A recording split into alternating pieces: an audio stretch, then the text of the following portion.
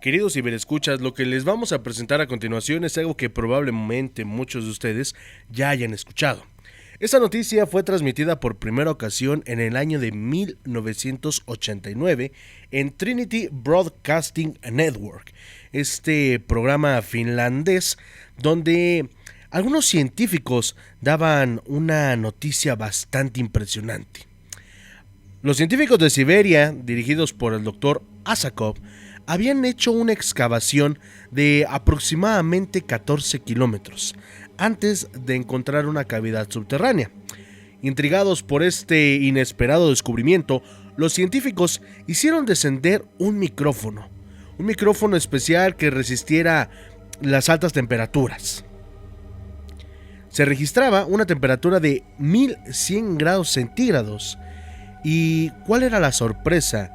Que estos científicos, al momento de realizar este experimento, se encontraban con los siguientes sonidos.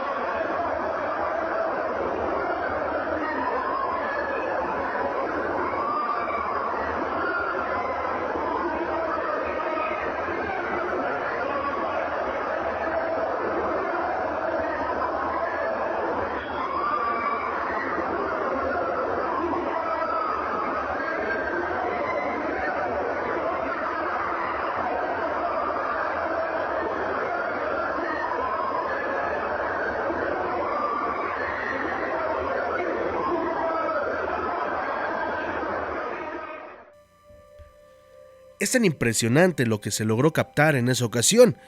El director de estas exploraciones llegó a decir a un periódico por allá de los años 80 que era tan sorprendente lo que habían escuchado y que realmente estaban preocupados.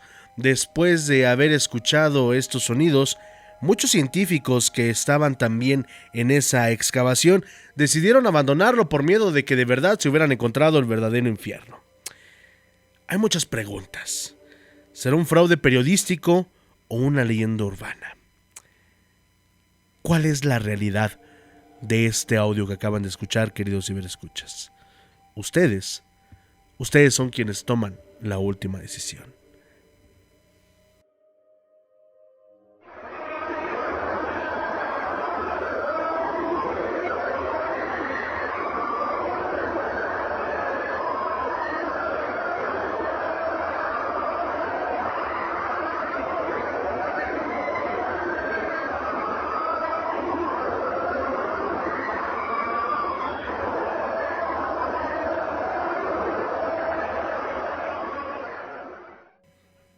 Esperamos que les haya gustado este video.